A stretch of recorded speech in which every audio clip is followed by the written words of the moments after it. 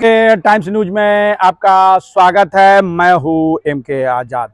आज हम बात करेंगे झारखंड राज्य के धनबाद विधानसभा के बारे में। धनबाद विधानसभा का नाम आते ही लोगों के जहन में जरूर आ जाता है कि धनबाद विधानसभा और विधानसभा से अलग जरूर है।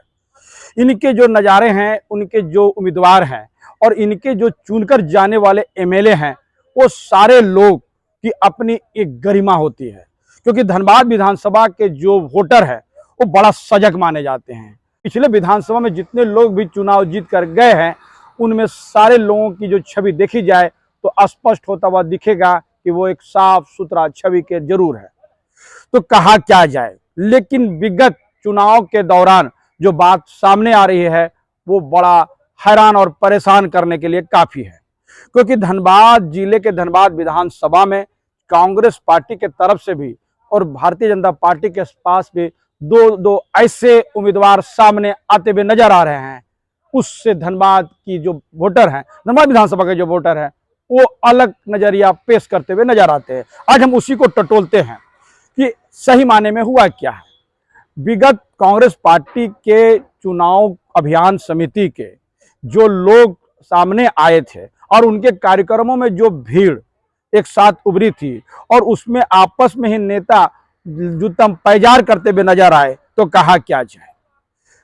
बाघमारा विधानसभा में जब दो नेता के समर्थक आपस में जूतम पैजार करते हुए नजर आए और जब धनबाद विधानसभा के अंतर्गत करकेन के जो कार्यक्रम हुए थे, उस कार्यक्रम में भी जब दो नेता के समर्थक आपस में भिड़ गए और नेता भी आपस में तू मैं करने लगे, तो समझा जा सकता है कि धनबाद विधानसभा में आने वाले समय बड़ा कठिन होने वाले हैं। और इस कठिन होने में दो आदमी, यानी भारतीय जनता पार्टी में भी दो आने वाले उम्मीदवार और दो कांग्रेस भी उम्मीदवार ने एक नया आयाम, नया चैप्टर जरूर जोड़ दिया है। जी हाँ, पहले बात कर लिया जाता है भारतीय जनता पार्टी का। कहा जाता है कि आउटसोर्सिंग क्षेत्र में जबरदस्त धाक रखने वाला एक नेता का बड़ी जोर से उनकी एंट्री हुई है। यानी कोयला क्षेत्र में धाक रखने वाले एक नेता का धनबाद विधानसभा में टिकट के लिए जो पेशी हुई है, जिस तरह से वो पोस्टर और बैनर के साथ अपने समर्थकों के साथ जो उपस्थिति दर्ज कराते हुए नजर आते हैं, तो कहा क्या जाए।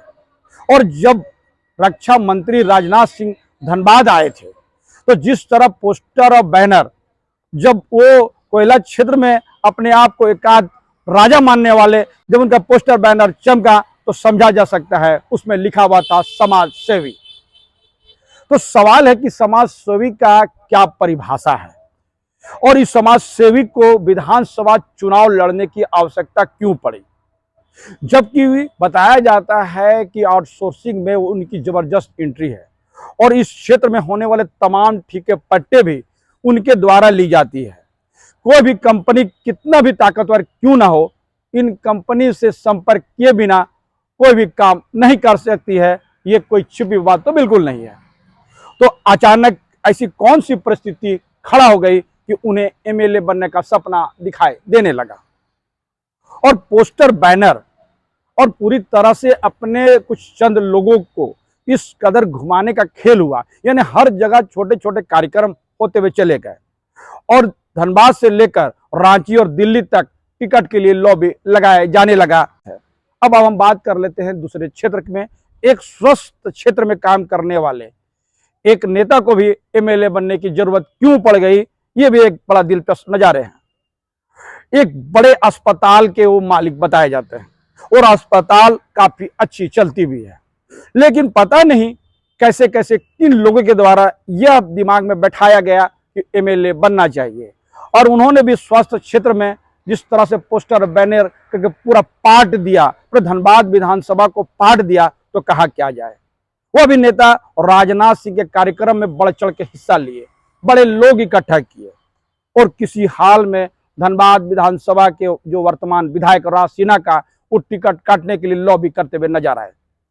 यानी आउटसोर्सिंग के किंग और स्वास्थ्य क्षेत्र के किंग दोनों को धनबाद विधानसभा में जिस तरह से टिकट चाहिए और लॉबी लगाने में हर तरह से हथकंडे अपनाने में कोई कम होता हुआ नजर नहीं आना चाहता है, तो कहा क्या जाए। इस बीच लोगों के जहन में एक बात पूरी तरह से कौंधती है कि क्या जिन कार्यकर्ताओं को जमीन पर रख के पार्टी 5 साल तक कार्य करवाती है, उसके बाद जब टिकट की बारी आवे तो कोई दूसरी जगह से अचानक आके टिकट की बाजी मार दे तो कहा क्या जाए। उन कार्यकर्ताओं से पूछिए उनके दिल पे क्या बीतती है। दबी जुबान पर वो साफ साफ कहते हुए नजर आए कि पार्टी इसी तरह से खत्म होती है।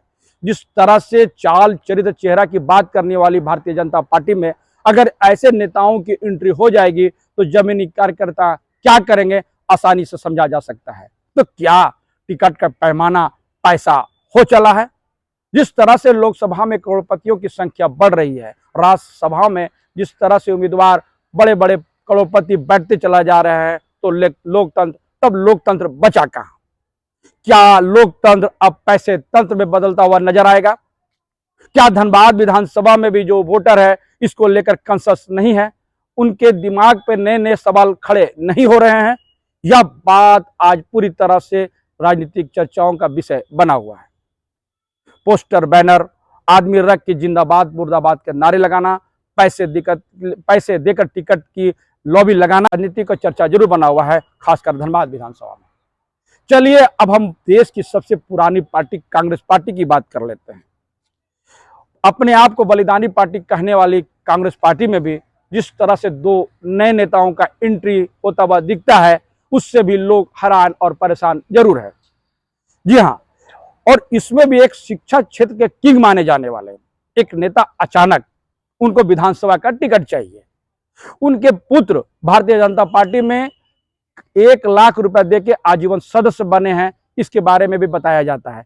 इसकी क्या हकीकत है ये हमारा चैनल इसकी पुष्टि नहीं करता है, लेकिन जो चर्चाओं का बाजार है कि उनके पुत्र भारतीय जनता पार्टी में आजीवन सदस्य के लिए 1 लाख का चेक अदा किए और उनके पिता को कांग्रेस पार्टी से एमएलए का टिकट दिया जाए। उसके पीछे तर्क बताया जाता है कि हाउसिंग कॉलोनी में जो धनबाद जिला कांग्रेस कमेटी को जो कार्यालय आवंटित है वो उन्हीं का दिया हुआ है, यानी जो कार्यालय है उन्हीं नेता का है। या पैमाना है टिकट का। और तो और पिछले लोकसभा चुनाव में वो बरबीघा यानी बिहार में लोकसभा का चुनाव लड़ चुके हैं और कांग्रेस पार्टी के अगेंस्ट में उन्होंने चुनाव लड़ा और उसके बाद उनको टिकट चाहिए धनबाद से कांग्रेस का। गजब का है। अंदर खाने के कुछ नेता यह कहते हुए नजर आते हैं कि उन्होंने विधिवत कांग्रेस का सदस्यता भी नहीं लिए, उनको भी टिकट चाहिए। क्या देश की सबसे पुरानी पार्टी बलिदानी पार्टी का यह चेहरा किस तरह लोग पचा लेंगे, समझने की जरूरत है। शिक्षा के किंग बताए जाते हैं, काफी कॉलेजेस हैं, बड़े फेमस आदमी है, पैसे की कोई कमी नहीं है।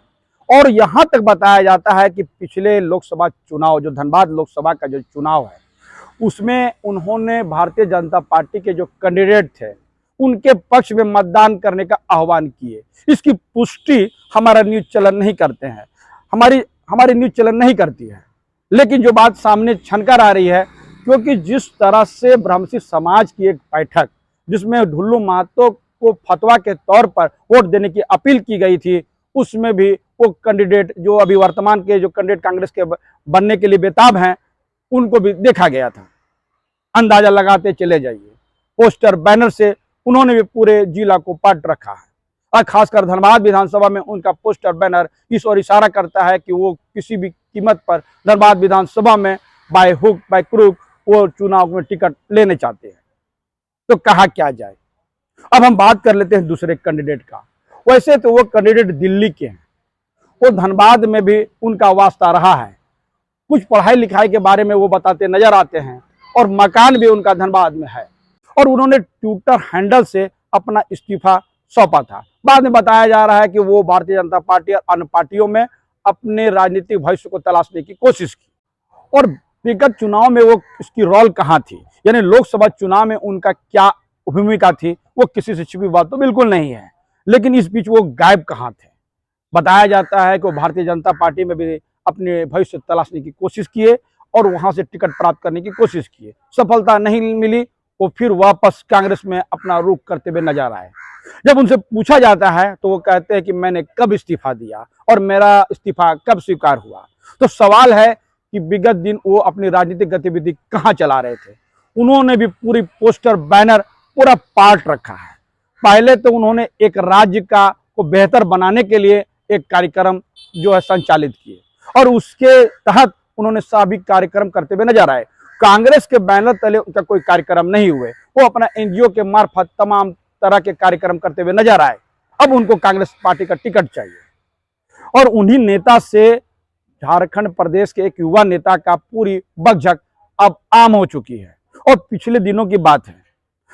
तो ये सब राजनीतिक लड़ाई के बीच जो लोग आशा रखते हैं कि देश की सबसे पुरानी पार्टी और बलिदानी पार्टी कहलाने वाले कांग्रेस पार्टी में भी उनको टिकट मिल जाएगा, तो कहा क्या जाए, पैसे का जोर है और पता नहीं पोस्टर और बैनर के पैसे आते कहां से भी। लोग दबी जुबान पे कहते हुए नजर आते हैं कि पता नहीं इतने इतने पोस्टर बैनर लगाने के लिए पैसे आते कहां हैं, उनका पैसे का इनकम और स्रोत क्या है। ये तमाम चीजें राजनीतिक गलियारों पे चर्चा का विषय बना हुआ है। तो कहा क्या जाए, कांग्रेस पार्टी हो चाहे भारतीय जनता पार्टी, दोनों के दो नेता इस कदर राजनीति में एंट्री मारे हैं के बारे में कहा क्या जाए। जनता सब जानती है, कहा जाता है कि जनता सब जानती है। तो आने वाला समय में पता चलेगा कि ऊंट किस करवट बैठ रही है। क्या ये दोनों जो भारतीय जनता पार्टी से टिकट के दावेदार और कांग्रेस से दो दावेदारों को क्या टिकट मिल जाएगी। ये तमाम चीजों को जब टटोलने की कोशिश करेंगे तो साफ साफ दिखाई देगा कि उन्होंने पूरी तरह से कमर कस रखी है। पैसे के बल पर भीड़ इकट्ठा कराना, पैसे के बल पर पोस्टर बैनर लगाना और पैसे के बल पर अपने समर्थकों को खरीदना, ये अब ये लोग का दिनचर्या बनता हुआ नजर आ रहा है। इसकी पुष्टि तो हमारा चैनल नहीं करता है, लेकिन जो बात समाज में छनकर आती है उसी पर आज चर्चा हो रही है।